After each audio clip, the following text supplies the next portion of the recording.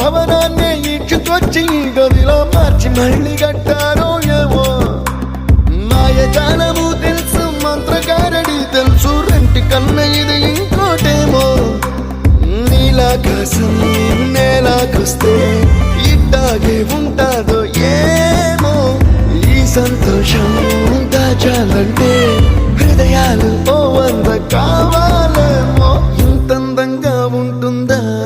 ఈ లోకం ఇన్నాళ్ళు ఈ మనసుకి తెలియాలేదే పాపం